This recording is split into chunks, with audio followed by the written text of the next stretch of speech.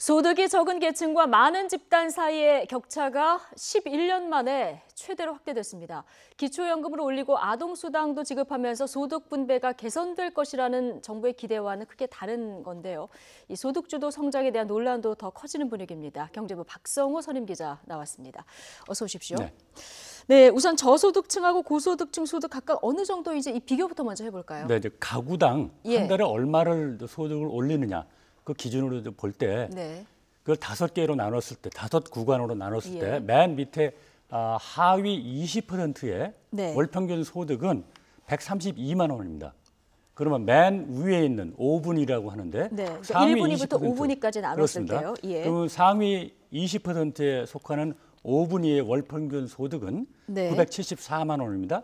그러니까 단순 비교하면 7.4배가 되는 건데 그것이 이제 그 소득 양극화의 지표로 쓰이지는 않지만 어쨌든 그 하위 1%, 20%와 상위 20%를 비교했을 때는 소득 격차가 상당히 심한 건데 그것이 공식적인 지표로 보면 11년 만에 최대가 되는 겁니다.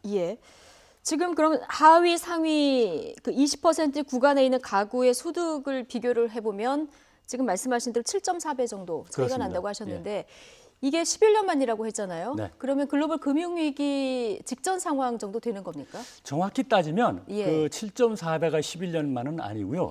자, 그렇게 7.4배는 단순 비교한 거고 그거는 산술 평균이고요. 통계청에서 쓰는 공식적인 지표는 이런 걸 씁니다. 왜냐하면 가구당 그 인원이 다르잖아요. 인원이 다르기 때문에 인원이 다 똑같다고 가정을 하고 통계적인 기법을 사용해서 2명이 가구인 경우도 있고 근데 4명이 가구인 2명 살 때 생활비가 200만 원 들 경우에 4명 가구는 반드시 400만 원이 들지 않습니다. 그거보다 좀 적게 드는 게 일반적입니다. 공유하는 게 많으니까. 그래서 그런 기준으로 따질 때는 1분위하고 5분위하고 그 통계적인 기법을 써서 인원수를 똑같게 만듭니다. 그런 기법을 써서 하면 아까는 7.4배지만 이번엔 5.52배로 좀 숫자가 낮아지게 됩니다. 그러니까 분배 격차를 평균 소득이 아니라 처분 가능 소득 기준으로 보면 정도가 조금 완화되는 이런 느낌인 건 맞는데요. 그래도 분명한 거는 지금 소득이 낮은 계층의 삶이 점점 더 어려워지고 있다. 이게 지표로 확인되는 건 맞는 거죠? 통계에서 분명하게 확인이 됩니다. 우선 제가 처음에 말씀드린 월 평균 소득을 볼 때도 1분위는 작년에 비해서 7%가 감소했는데 5분위는 8.8%가 오히려 증가했습니다. 더 심각한 것은 그런 소득이 여러 종류가 있잖아요. 뭐 임금 소득도 있고 뭐 사업 소득도 있고 재산 소득도 있고 여러 가지 있는데 임금 소득만 기준으로 보면 하위 20%의 임금 소득은 무려 22.6%가 감소했습니다. 그렇군요. 이쪽에 5분위 쪽은 11.3%가 증가했고 그러니까 임금 소득 부문에서는 격차가 더욱 두드러지는 거죠. 그러면 바꿔 말씀을 드리면 서민 생활이 갈수록 더 힘들고 고통이 가중되고 있다. 이렇게 통계적으로 확인이 되는 겁니다. 근데 소득 그 양극화가 점점 더 커지는 이유를 들여다보면은 최근에 이제 고용 사정도 악화가 되고 있지 않습니까? 이것하고 무관하지 않을 텐데요. 지금 저소득층 고용도 악화하고 임금 소득도 감소를 하는 이런 상황이 계속되면은 지금 현 정부가 소득 주도 성장 기조를 계속 이어가겠다 이렇게 밝히지 않았습니까?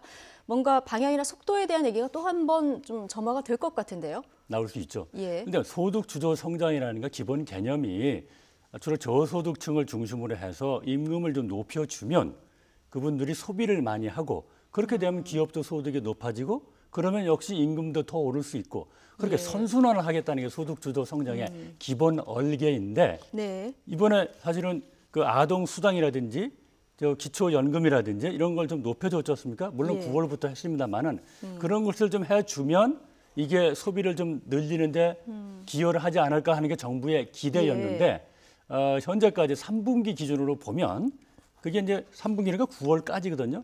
9월까지. 그런데 말씀드린 기초연금과 아동수당은 9월부터 지급이 됐으니까 한 달 정도밖에 반영이 아직 안 됐죠. 그 뒤로는 더 달라질 수 있겠지만 하여튼 현재 3분기 지표만 볼 때는 고용이 줄고 그다음에 거기에 따라서 임금 소득도 줄고 그래서 그 와중에 정부는 소득 주도 성장을 밀고 갔는데 그 지표만 보면 좀 이렇게 성적이 안 좋다. 어떤 때는 뭐 처참하다 이런 표현도 나오는데만 분명히 성적은 안 좋은 건 사실입니다. 다만 한 가지 말씀드릴 건 이런 게 예. 있어요. 이 1분위하고 5분위하고 비교할 때 그럼 1분위 소득 하위 20%에 있는 분들의 나이가 네. 말씀 60세가 넘습니다. 62세쯤 되고요. 예. 5분위쯤 가보면 50.1세입니다. 거기는 50세, 여기는 한 60세가 넘습니다. 그러면 일반적으로 볼 때는 퇴직을 하거나 해서 그러면 소득이 줄 거 아닙니까? 그렇죠. 예. 그러니까 퇴직을 해서 소득이 주는 층이 많은 쪽은 당연히 소득이 개연성이 훨씬 높아 보이죠. 자, 예. 무슨 말씀이냐면 소득 주도 성장도 논란이 있지만 고령화 추세는 정부가 일차적으로 대책을 세워야 될 책임이 분명히 있습니다. 그러나 고령화 추세를 이 세금이라든지 이런 걸 가지고 다 네. 보전하거나 그런 데는 분명한 한계가 있는 상황이죠. 그렇군요. 최근에 더군다나 이 고령화 추세가 우리나라가 다른 나라에 비해서 조금 빠르죠. 더 속도도 급속히 빠르고. 진행되고 있는 이런 그렇습니다. 상황인 거잖아요. 예, 일본보다도 더 어느 구간에서는 더 빠른 경우도 있어서 그 고령화 요인을 고려하면 예. 아까 처음에 저 소득 하위 20% 계층의 임금 소득이 줄어드는데도 상당한 영향을 미치고 있다고 봐야 할 겁니다. 예. 어쨌든 각종 경제 지표 때문에 정부의 경제 정책을 펴는 당국자들의 고민도 점점 깊어질 것 같다 이런 생각이 듭니다. 경제부 박성호 기자였습니다. 수고하셨습니다.